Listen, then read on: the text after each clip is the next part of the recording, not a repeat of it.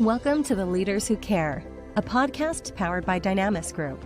We are here to give the stage and support to those committed to create a positive and lasting impact, way beyond the profits and margins, the leaders of the world who care for others and serve a bigger purpose. Join us on the journey of creating a better, more caring world. And now to your host, Marian Timelkov.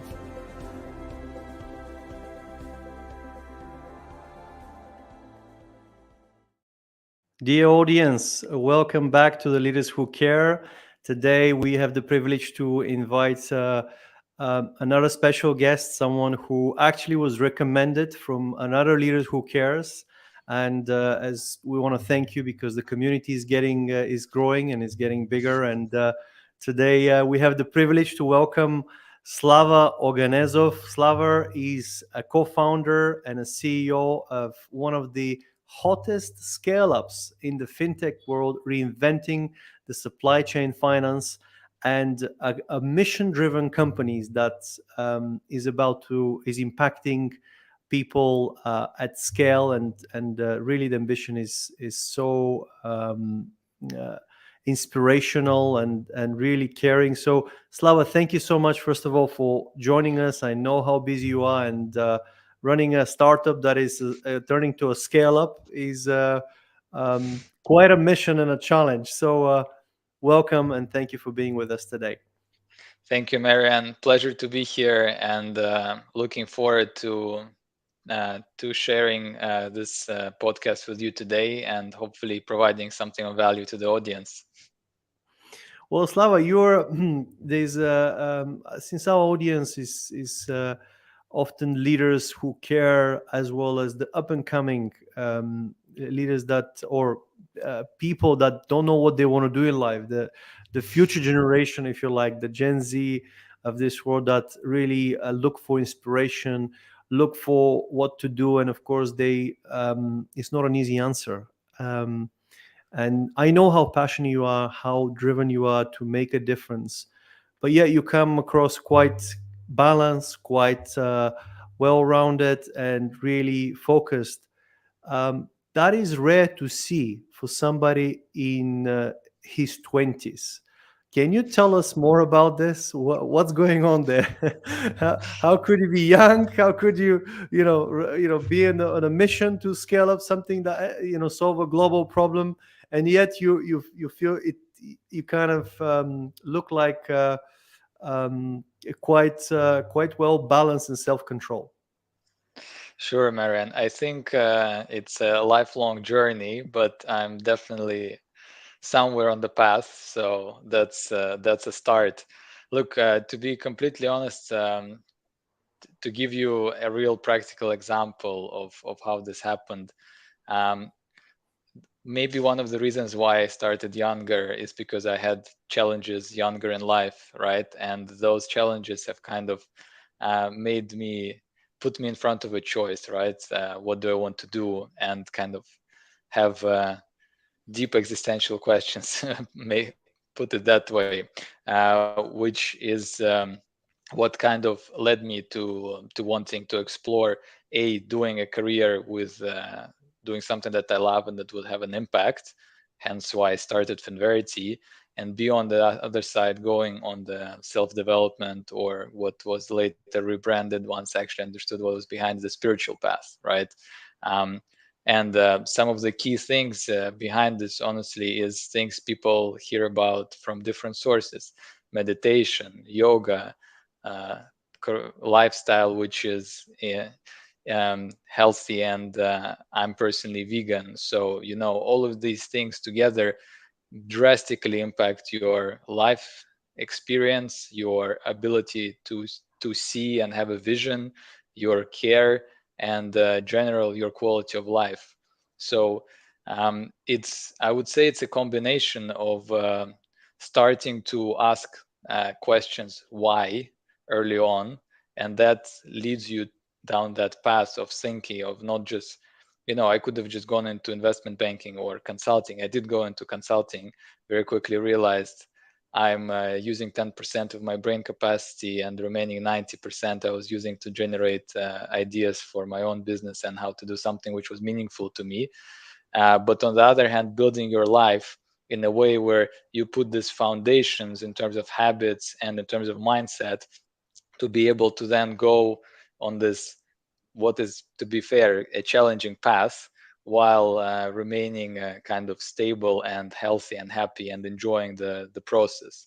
So I think it's about putting those pieces together, and that gives you the foundation to then kind of be stable, happy, and healthy. So thank you. That's really also answers some key questions. So the earlier you have challenges, the more likely you are to um, have more experience later on that can help you, because you're starting to see things. Some people say let them have their childhood. Like sometimes you don't want to start too early, right? It's just No, because you absolutely. know I don't know whether there's a right or wrong answer here. Of course, everybody's I unique. think everybody has exactly, everybody's their personal story. I had a very happy and secure childhood, and then in my, let's say, late teenage years, I started having challenges. That's so I would say I had a good balance, let's say. But I think everybody's story is personal. It's a question of how do you respond to those challenges and what choices do you make with it. And when you said in your late teenage years, you were having obviously challenges. A lot of teenagers are having challenges nowadays. Not necessarily because of security or hunger. I guess it's more of a really that peer pressure, the uncertainty, the future of the world, the climate change, the war. There's a lot of moving stones that, because of the information, the overflow of information available today versus 30 years ago, people know a lot more at the younger age, which often can overload their brain, their capacity, which leads to a lot of mental health and anxiety. What is your advice to the current generation when they're going through that really times of not knowing what they want to do and really not feeling very very well in their skin? Turn down the noise from outside and start listening to the inside, which is stop reading the news and consuming garbage, because the vast majority of things which are out there in public domain is trash, for the lack of better word, because it's just feeding on fear and anxiety and disaster and apocalypse and so on and so forth. uh, be very selective with what you read and consume. The same thing as what you eat is the same thing for your mind. What do you consume in terms of media and stuff like that? And on the flip side, learn how to tune in inside. And the best tool for that that I know is meditation, right? By far, which teaches you how to quiet down the mind.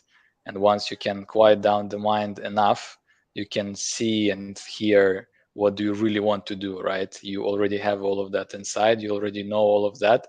It's just often tuned. You often cannot hear it because there's so many voices screaming on the outside, which block out your internal intuition and your internal kind of knowledge of what you want to be doing and where you should be going. And the meditation is amazing for that. If you, to give an example, if you have water full of ripples, you're not going to be able to see through to the ground, right, to the bottom. But if it's still, you're able to see much clearly, and that will also then reflect in how you see the world and how clearly you analyze and overall see what's going on. I heard a lot of successful leaders actually have recommended that, and personally, I also do meditate on the Word of God and Jesus, and that really helps me a lot to calm down, to really focus. And I like what you just said about be on guard of what comes in your mind, your body, because if you said trash, right? If and I just for a moment I thought, if you keep throwing trash in your clean room, I envisage your brain and your body, you're never gonna get it clean. It's just continuously gonna be Exactly. like Uh, Correct. And then people get sick at their 30, in their 30s, 40s, and they try to go and fix it up with pills and all of this stuff. That's not how it works. You need to clean out all of the trash internally, not try to get uh, a hot quick fix. fix, a quick fix, exactly. So, and whatever you subscribe to, right? Whatever it makes it work for you. Meditation is just universal, so I think it can apply to more people because you don't have to be religious, right? It's an exercise for your mind. You can start it. I personally started literally as an exercise for my mind. I had zero spirituality when I started doing it. It was literally I was training myself to control my emotions better and so on and so forth.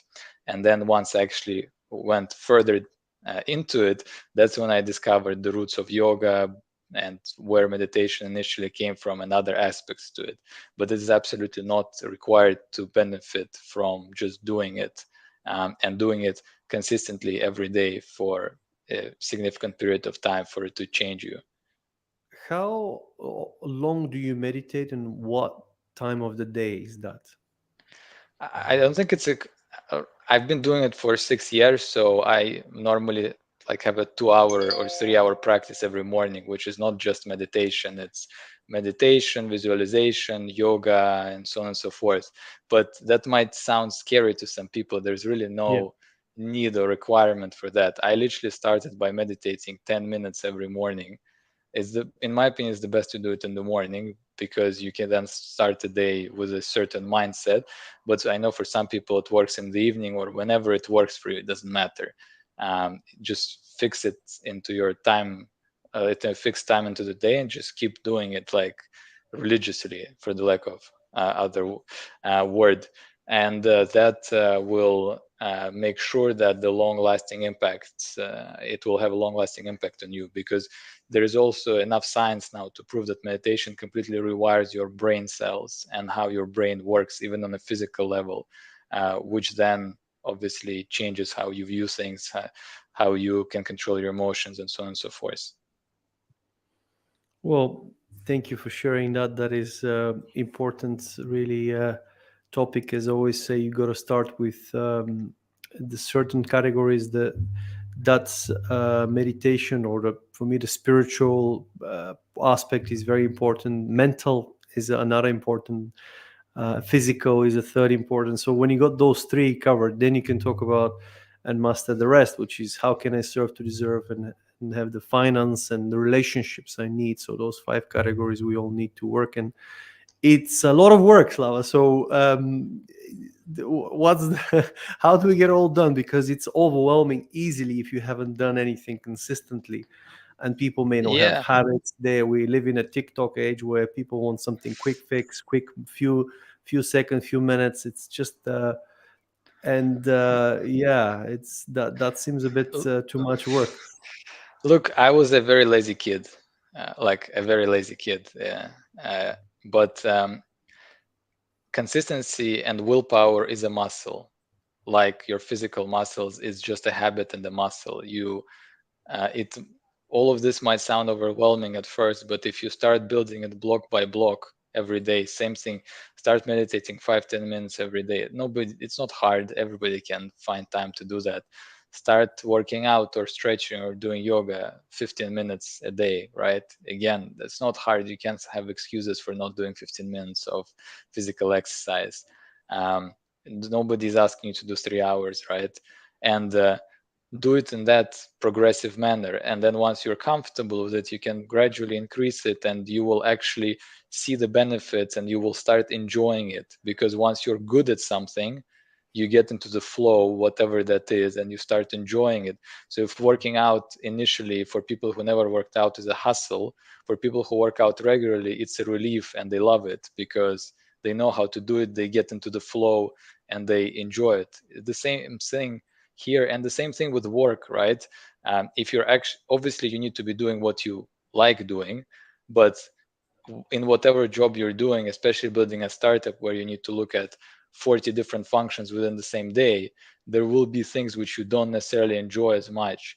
But if you have the right attitude of looking at it as contributing to something bigger on one hand, on the other hand, if you got yourself into the habit of going into the work and going into that flow, then you can enjoy whatever you're doing regardless. Just some things are going to be more fun, some less fun, but you're still going to be enjoying the process.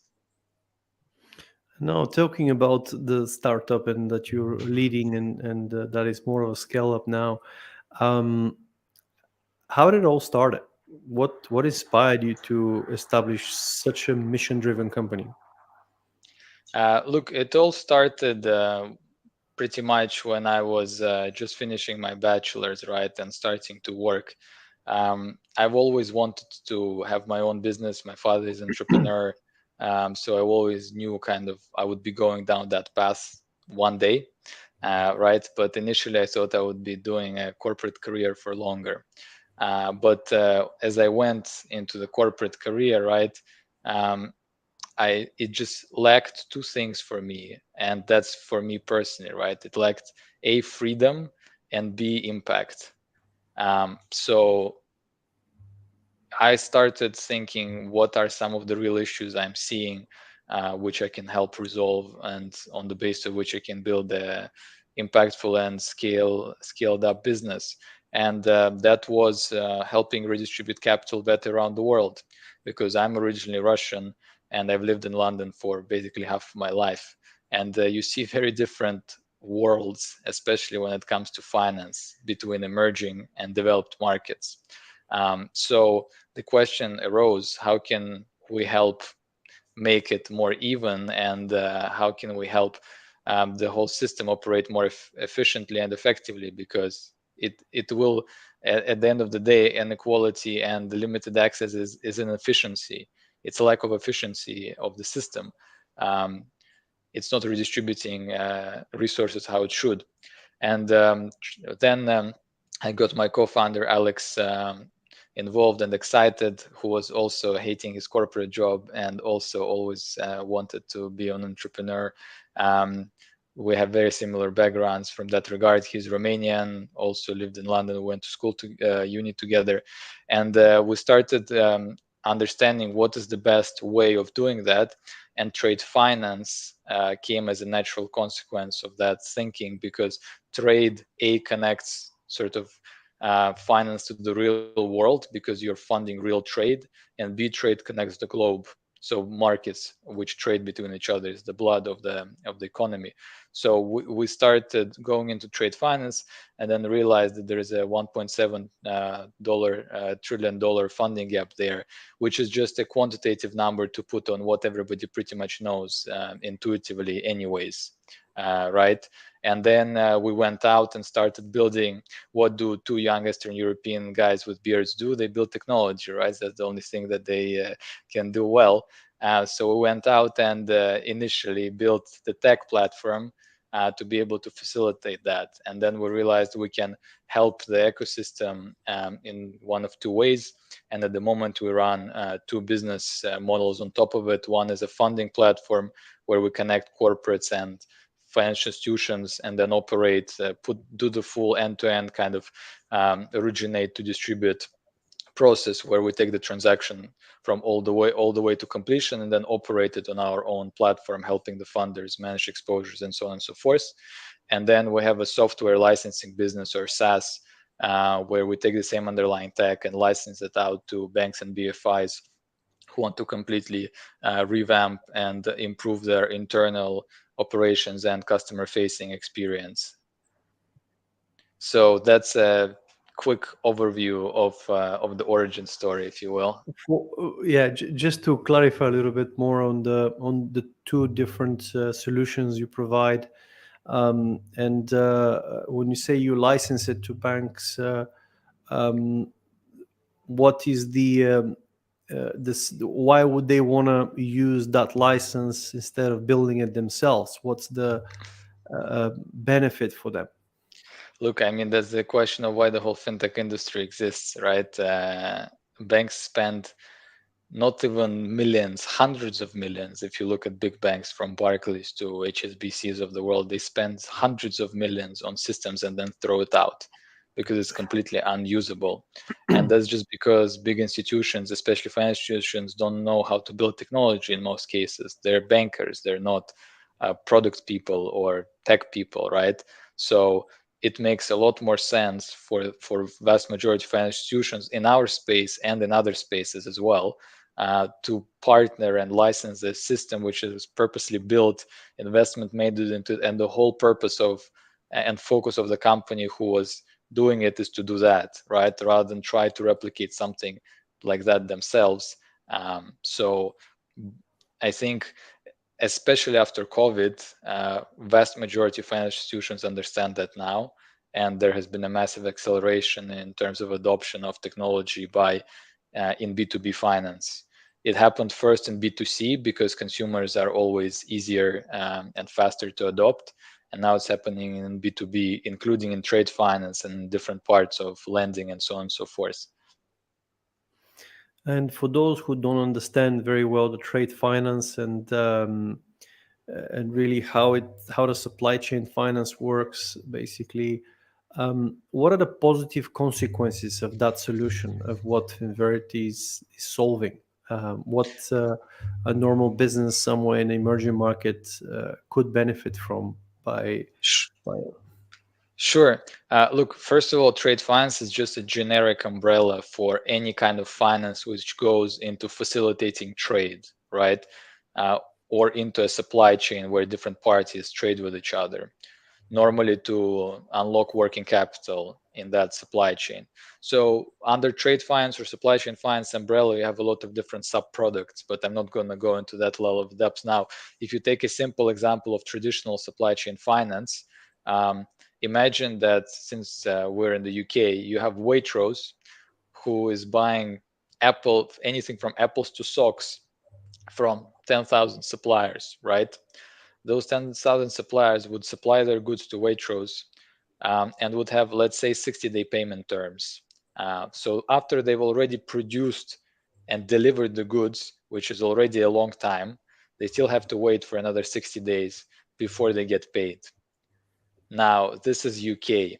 You take the same example in the Middle East, there will be 120 days. In some places, 180. And in other places across the world, this is similar.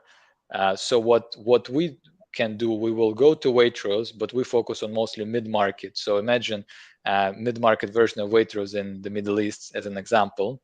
And we will tell them that, look, your suppliers, instead of you waiting for 60 days, you can sell your invoices for the goods you've already delivered now, pay, I don't know, 1-2%, whatever is the fee discount on that. So instead of you getting paid $100 in 60 days, you get paid 98 today, and you can reuse that working capital that you just unlocked to reinvest in stock, to reinvest into anything else you do, which is absolutely paramount for business which is physical, which is based on trade, which is vast majority of businesses. Although tech gets a lot of attention, vast majority of businesses around the world are physical. That gives them a whole bunch of working capital that they can use to then grow and to scale up, which is normally very difficult to access. Obviously, we put a lot of different spins on it. There is technology which enables all of this to happen. There are different funders plugged in at the back of it, but that's the very gist of it and the very basic principle. And then there are derivatives of that.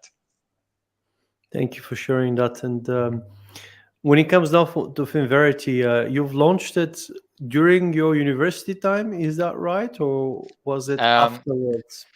It was afterwards. So after PwC, I went to do my master's at LSE, London School of Economics, and I went already with an idea that I'm gonna start Finverity, which wasn't called Finverity back then. It was just an idea. And then I went to study master's in management of IT, which would allow me to understand better the tech side of things, how to design systems, and so on and so forth. And throughout that course, I basically pretty much worked a lot of the time on the business, on the initial gist of the business, including getting my course mates to contribute through different project coursework, because nobody would come up with ideas. So I'd always come up with my idea and everybody would be happy to work on it. And then as we passed exams, I did an accelerator, Founders Institute accelerator, already with Finverity as the core behind it, while writing a dissertation for LSE, also pretty much on Finverity, or in particular on disintermediation of credit markets through technology. So it started throughout basically, and then as we were finishing up, I was doing dissertation and accelerator in parallel. And then as I graduated from that, we pretty much raised our first round with Alex almost immediately. I mean, obviously there was a lot of work put before that, but as soon as I graduated, we raised our first round. He quit, and we moved in into our first tiny office in Moorgate. What a story. And I understood that you had your professor supported you or was ally. Is that right? Yeah, our first, we had basically our first round was roughly 200,000, which I still have no idea how we got, but I'm thankful to the people because we just had passion and Excel and the deck and nothing else behind it, right? So the two main investors in our first round were one of our university professors from our bachelor's from CAS, and then his army buddy who's been very helpful and is now also sitting on our board. He's helped us throughout the early stages of the company significantly, and is currently also sitting on our board. So and we closed our first round in a Leon Cafe in Paddington. Well, that just shows that really interesting insights. You're sharing that this is probably a great example when you go to do a master's or a specific MBA, you've got already an idea in mind you want to really develop and grow. It was just I love the idea that you went very deliberate and you were really focused on getting this done, and you did it. I really enjoyed my masters. They also sponsored my first visa in the UK to start the business, so I'm thankful to them for that. And I also met my wife there, so I had a good time. Lovely, wonderful. Well, becoming obviously a leader at such a young age is quite impressive and could be overwhelming. You talked about some of the meditations that you do, and um, what else do you do to really, or advice you could give to, especially people that are in your position, that are starting a company or running a company at such a young age, but they may not be balancing things very well. Um, how to? Because I've heard people regret that they grow too much too soon, because the joy was kind of gone at some point. And how do you balance so you have the joy? Look, I think apart from the things I already talked about, the other most important thing is have a good co-founder, right? Mm. And a partner with whom you can effectively share the joys and the loads of it all, right? And that's probably the second or first, whatever you want, however you want to rank them, equally important element of your life within a startup. If you're doing it all kind of alone, obviously it gets more difficult. If you have a partner and a co-founder, or multiple depending on how you set up, with whom you can share the journey, I think it makes it a lot more fun, and b enjoyable and easier. But obviously you need to make sure you choose somebody who you resonate with and who you can envision yourself for a long time. We often joke with Alex that we are in truth we are married as well. So this is a long journey. So you need to make sure whoever you are co-founding a company with is going to stick around, and you guys are going to get along for a long time. But I would say this is the other most important aspect of it.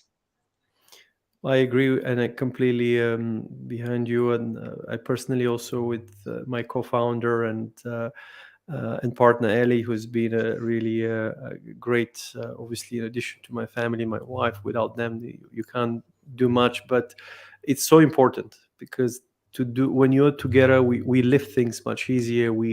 we take difficult hits and difficult moments much easier. We rejoice more when we have success, and it's just like multiplied. Like when you climb that mountain or that Everest, you don't want to be alone, right? I always say maybe Yeah, you want to have a barbecue there and you share it with someone. absolutely. I think, and the other thing that I would say is your attitude, right, and Mm. how you look at things, and that goes back to practicing meditation or any type of practice that you do, um, and generally reading literature and so on and so forth, is how you perceive things. Because two people in the same with the same set of problems, with the same set of challenges, will one will perceive it as a fun ride, and the other one will perceive it as a torture, right? So and you can really build that out through doing these things. You have care as one of your core values in your culture and Finverity. Um, Tell us more. What is the role of care in Finverity and for you personally? Absolutely. Look, for us as a company, there are two sides to it, right? On one side, it's care about the work we produce, so have which translates into practical things like having very high quality of stuff we put out, and attention to detail, and actually caring about the work that you do, right? Not just showing up from 9 to 5 and kind of that's it, right? And the second part, which is care about the output and the impact on the wider world, be that your colleagues, your customers, stakeholders, or generally the industry and the ecosystem and the world. And that is, I think, that is the founding principle, as we talked about, through which on which the company was born. And this is one of the key pillars for us. um, it's For me personally, I think that it is also very important, and this is just how I am, right? I can't talk much about Yeah. why. One of the things is obviously, again, once you start doing these practices, and I keep going back to it, it helps you open up your heart. Um, I was really an intellectual and an analytical person, which is completely out of touch with my emotions. That's how I was brought up, and just because I have a strong mind, generally people with strong minds are less in touch with their emotions. So doing these practices and kind of helping you develop your uh, EQ apart from your IQ will A, balance yourself out, B, make you a much better leader and a better person overall. Well, that's a very interesting. So what you were saying that you could um, not train but open your heart. That is a nice way to get in, because we probably all have it. I mean, especially we live in a world where we all unique and with neurodiversity, with our how the makeup of our brains and the way we are. And it's interesting to see that you could really get in touch with those deeper emotions, and you can understand people and human beings, and relate to their feelings, even sometimes that could be easily solvable problem and something that you may not necessarily see as a problem for them. Yeah, I think it's very important. If you want to lead people overall in whatever field you are, you need to be able to do that, right? You can be a robot psychopath, and some people still succeed with that, but that's A, not enjoyable, B, everybody around you has a miserable time. So what's the point? Slava, moving forward, what is your ambition for Finverity on one end, and in your lifetime, what is something that you want to see? You practice visioning. Tell us more about, if there was no limits, what what a brighter future or brighter world will look like for you. Yeah, look, so for Finverity, our aim is very clear. We want to completely change trade finance, starting with trade finance, and then if you ask for without limits, then overall move to finance overall, and rework the system in a way where it works for everybody. Um, and be that sort of infrastructure layer, and which makes the ecosystem work much better, enables different parts of the ecosystem by addressing their needs to then channel capital to where it needs to go, and over time even taking trade finance as an asset class outside the existing ecosystem and allowing other types of capital to be channeled into that, and then repeating the similar process with other financial products, right? If you ask for my long-term grand vision. And then personally, where I want to see the world, I want people to stop killing themselves, killing the planet, and just live happily ever after, right? That's a very generic statement, but I think we should have evolved at this point beyond the point of wars and things like that. And obviously, I'm speaking from a personal experience because I'm Russian with everything which is going on right now. And my wife is Ukrainian, so we see how this thing affects both sides, right? And it's just completely unnecessary. So my hope and plans in the longer term is to help in, I don't know exactly how this will be or in what shape or form, help build international institutions that will facilitate better collaboration across the world and um, prevent such stupid things from happening. Peace. You said peace, and it's important to find the peace within before we can live in a peaceful world. Because if people don't have the peace within, they get very easily irritated. Ego could get in the way. And thank you for your wish. Peace is really important, and uh, probably one of the greatest privileges we could have.